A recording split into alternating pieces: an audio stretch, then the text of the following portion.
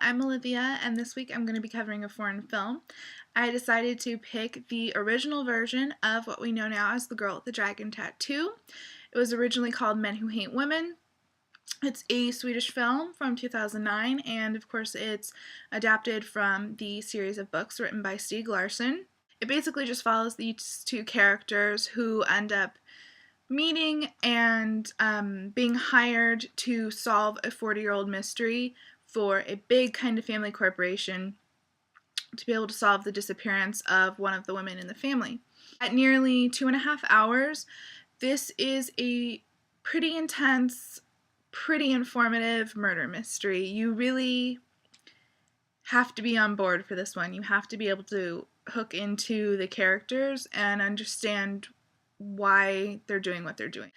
Luckily, with the direction of Niels Arden Oplev and the performances by both Nyqvist and Rapace, you're able to understand these two characters, understand their chemistry, and really get an idea for the reasons they do what they do. The two characters have very different personalities, which is why it makes such an interesting couple to watch.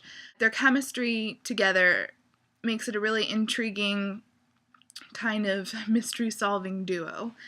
I think one big reason that this film is so sprawling and so vast is that it has to explain why some of the characters do what they do, why they take the actions they take.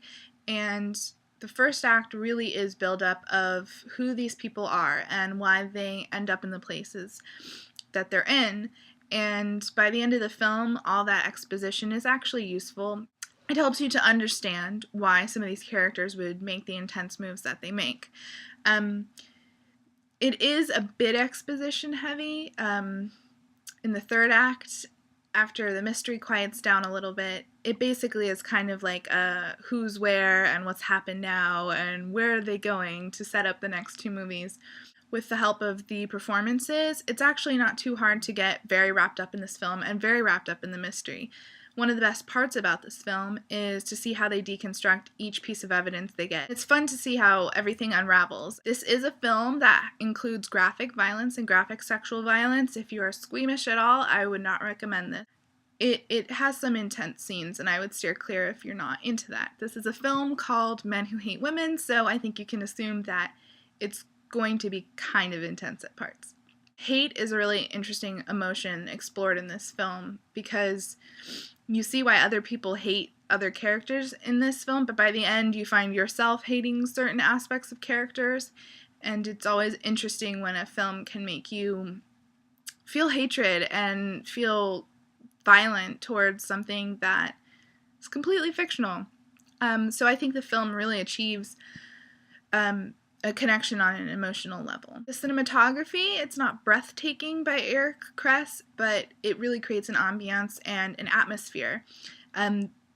It's a lot of snow and cold, and it's very unwelcoming, but that's kind of perfect for the film, as these characters are kind of ushered into a very unwelcoming situation to try and figure out who's killed this girl, or where she's disappeared to, or what's happened to her. All in all, I would highly recommend this film. You do have to dedicate 2.5 hours to it, and you cannot be squeamish against violence and sexual violence.